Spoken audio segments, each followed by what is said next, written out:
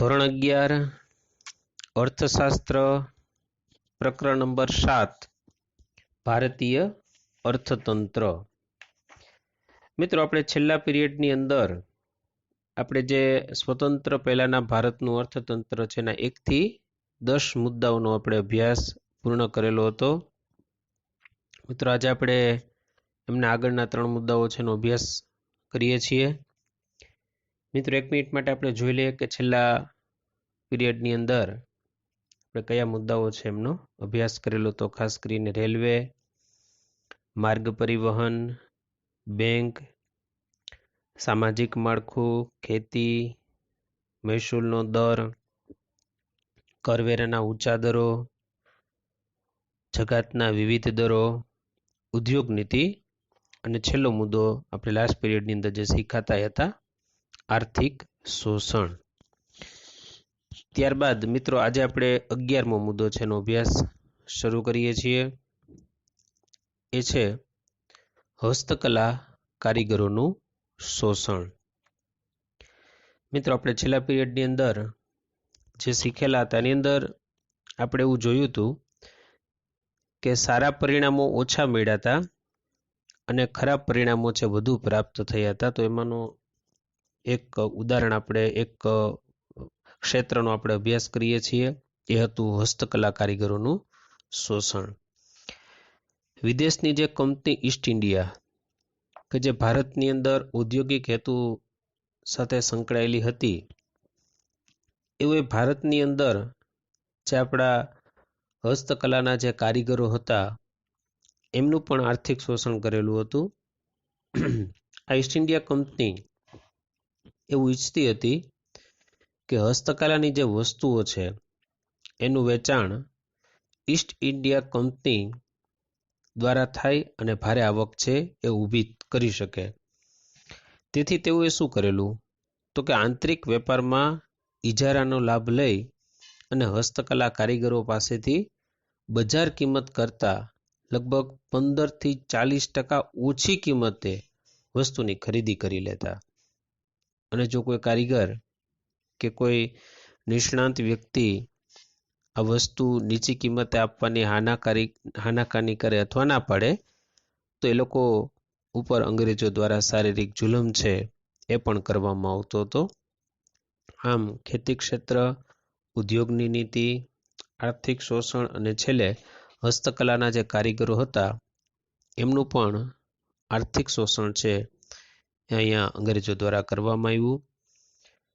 ત્યાર પછી આવે છે મૂડીરોકાણનો પ્રવાહ. મિત્રો, મુદ્દો અગત્યનો છે. ઈસ્ટ ઇન્ડિયા કંપનીની જેમ જ આજે બ્રિટિશ શાસનના જે કંઈ પણ પાસાઓ હતા એમનું મૂડીરોકાણ પણ એવું જ રહ્યું કે પોતાના દેશને વધારે ફાયદો થાય અને આનો માર છે એ ભારતીય પ્રજા ઉપર આવે.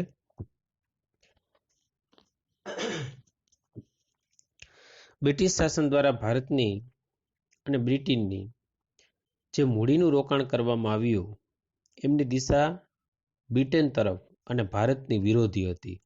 એટલે કે મૂડી રોકાણથી ભારત પર અંગ્રેજીનું સામ્રાજ્ય કાયમ પર રહે અને બ્રિટિશ અર્થતંત્ર તેનો સઘળો લાભ મળે એવું એક પ્રકારનું પ્રયોજન કરવામાં આવ્યું. એ લોકોએ શું કર્યું તો કે રસ્તા અને રેલવે પાછળનું જે જંગી મૂડી રોકાણ છે એણે કરેલું.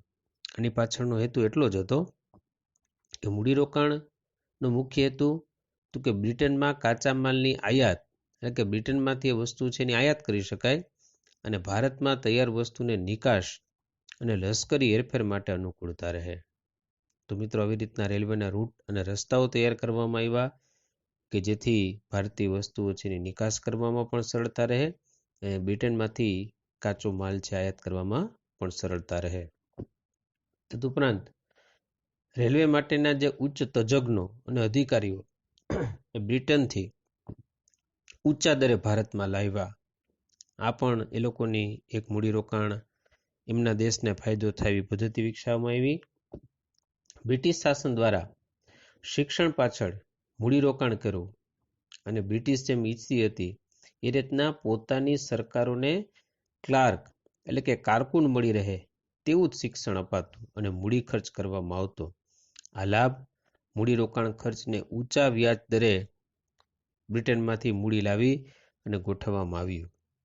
અને મિત્રો, આ સમગ્ર બોજ એ ભારતના માથે જ લાદવામાં આવ્યો. આમ અહીંયા ક્યાંક ને ક્યાંક બેવડી નીતિ છે એ અપનાવવામાં આવેલી હતી. ત્યાર પછીનો મુદ્દો આપણે જોઈએ છીએ, 13મો મુદ્દો એ છે વિવિધ ભરણાના બોજા. મિત્રો, ભારતે બ્રિટિશ હુકુમતનો વહીવટી ખર્ચ પણ ચૂકવવો પડતો હતો. એટલે કે બ્રિટિશની જે હુકુમત માટે જે કંઈ પણ ખર્ચાઓ થતા હતા એ ખર્ચા ભારત દ્વારા ચૂકવવા પડતા હતા, જેને આપણે હોમ ચાર્જીસ એટલે કે ભરણા તરીકે ઓળખાતો હતો. ભારતે બ્રિટિશરોને આવી કેટલીક ચૂકવણીઓ પણ કરેલી હતી.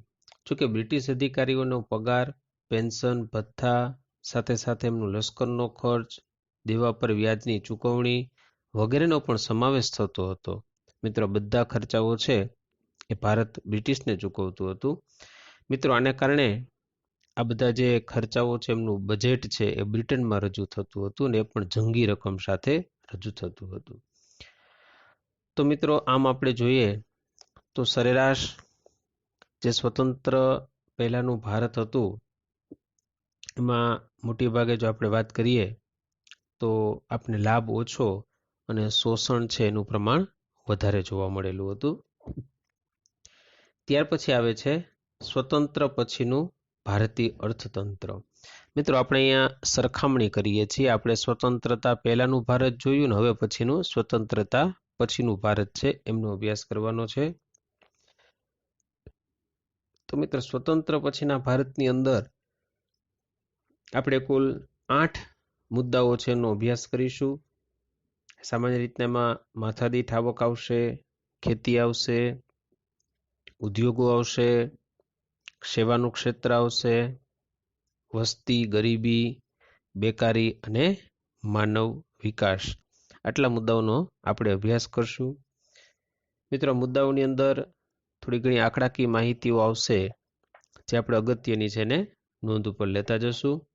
સૌથી પહેલું આપણે જોઈએ છીએ એ છે માથાદીઠ આવક.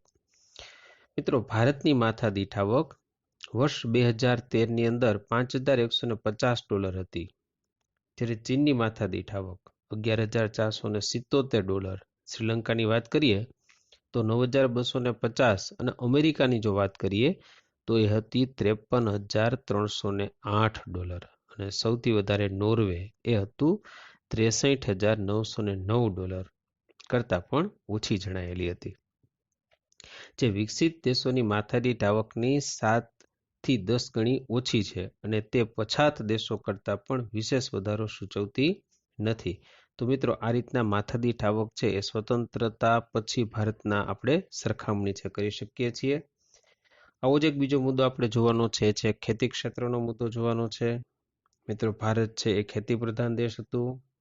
આઝાદી સમયે ભારતની લગભગ 72% અને ત્યાર પછી 2001 થી 2002 દરમિયાન 58% વસ્તી એ ખેતી ક્ષેત્રમાંથી રોજગારી છે એ પ્રાપ્ત થયેલી હતી.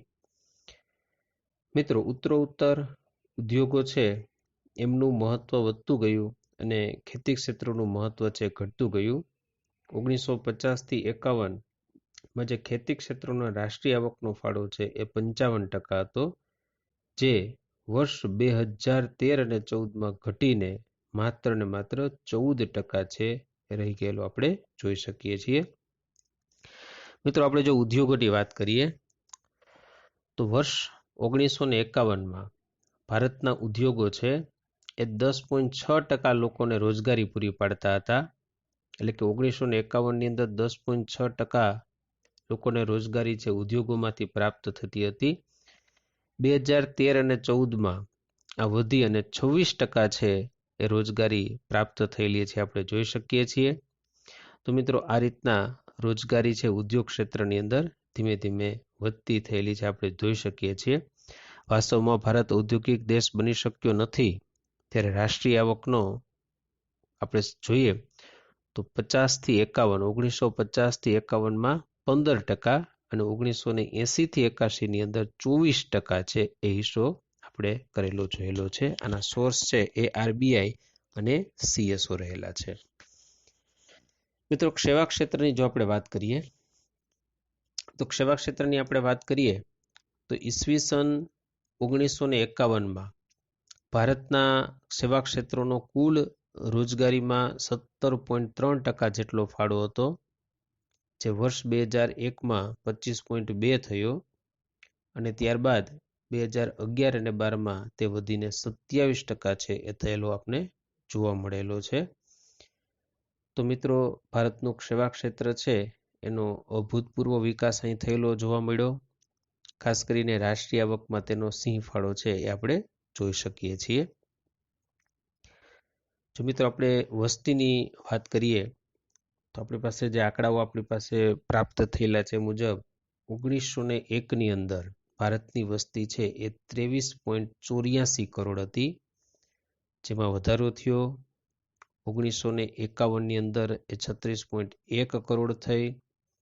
તેમાં ખૂબ જ ઝડપી વધારો થઈ અને 2001ની અંદર 102.7 કરોડ વસ્તી છે એ આપણે થયેલી છે. છેલ્લે વસ્તી 2011ની વસ્તી ગણતરી પ્રમાણે લગભગ આ આંકડાઓ છે એ 121.2 કરોડ છે એ દર્શાવે છે. ભારતની આઝાદી બાદ વસ્તી ખૂબ જ ઝડપથી વધી છે અને અંદાજે 1.5%ના દરે વસ્તી વૃદ્ધિનો દર છે એ અહીં જોવા મળે છે. ભારતનો આ વસ્તી વિસ્ફોટ ખરેખર મિત્રો એક ચિંતાના વિષય સમાન છે એ આપણે જોઈ શકીએ છીએ. મિત્રો, જો આપણે ગરીબીની વાત કરીએ તો ભારતની અંદર નિરપેક્ષ ગરીબીની જે સમસ્યાઓ છે એ ધરાવતો દેશ છે. ભારત દેશની અંદર વર્ષ 1973-74ની અંદર 54.9% ગરીબો હતા.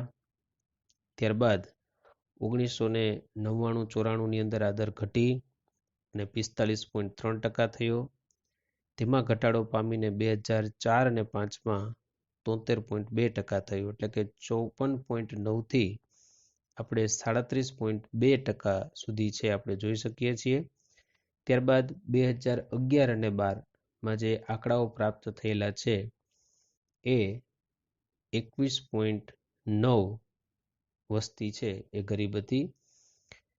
આમ વાસ્તવમાં ગરીબીનું પ્રમાણ ઘટેલું છે, છતાં ભારતની જે ગરીબી છે એમાં કોઈ મોટો ફેરફાર થવા પામ્યો નથી.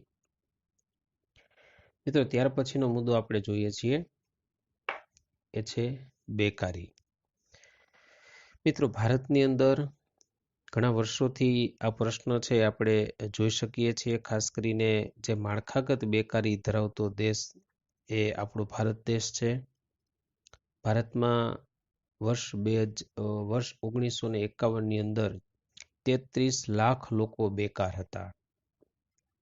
નેશનલ સેમ્પલ સર્વેના અંદાજ મુજબ વર્ષ 1999થી 2000માં ભારતની અંદર 7.31% લોકો છે એ બેકાર હતા, જે પ્રમાણ વર્ષ 2004 અને 5માં વધી અને 7.31થી લઈ અને 8.2 સુધી થવા જઈ રહ્યું છે.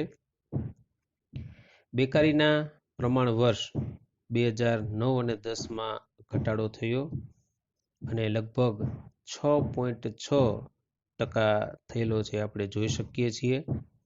તે જ પ્રમાણે વર્ષ 2011 અને 12માં ફરીથી ઘટી અને 5.6% સુધી નીચે આવ્યો. પરંતુ મિત્રો, ભારતની જે ગ્રામીણ બેકારીમાં જે પ્રચ્છન્ન બેકારીનું પ્રમાણ છે એ આપણે વિશેષ અહીંયા જોઈ શકીએ છીએ. આ બેકારી છુપી બેકારી હોવાથી માપી શકાતી નથી. આમ ભારત બેકારીનું ઊંચું પ્રમાણ ધરાવતો એક દેશ છે. મિત્રો, વસ્તી વધારો, ત્યારબાદ ગરીબી અને ત્યારબાદ આવતા બેકારી, આ બધા મુદ્દાઓ છે એ સ્વતંત્ર પછીના ભારતના આપને એક ચિત્ર છે એ રજૂ કરે છે. ત્યારબાદ આવે છે માનવ વિકાસ.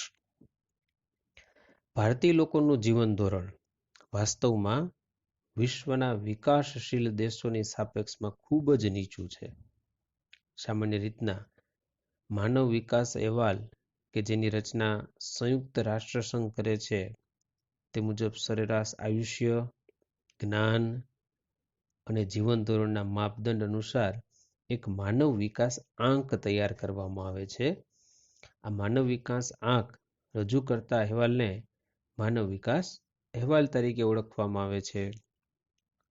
વર્ષ 2000ની જો વાત કરીએ તો ભારતનો માનવ વિકાસ અંક 0.463 હતો, જે સુધરીને 2010ની અંદર 0.547, ત્યારબાદ વર્ષ 2012ની અંદર 0.554 આપને જોવા મળે છે. 2013ની અંદર 0.586 આંક સાથે ભારત વિશ્વના 187 દેશની અંદર 186મો ક્રમ છે એ પ્રાપ્ત કરેલો હતો. તો મિત્રો, આ હતું સ્વતંત્ર પછીનું ભારતીય અર્થતંત્ર. એના આપણે 8 મુદ્દાઓ છે અહીંયા અભ્યાસની અંદર જોયા છે. સામાન્ય રીતના આપણા અર્થતંત્રની જે સ્થિતિ છે એ આપણા આંકડાઓ દ્વારા અહીંયા રજૂ કરવામાં આવેલી છે. તો સ્વતંત્ર પહેલા અને સ્વતંત્ર પછી જે આપણું ભારત હતું એને આપણે જોયું. મિત્રો, આવતા વિડીયો લેક્ચરની અંદર આપણે વિકાસમાન ભારત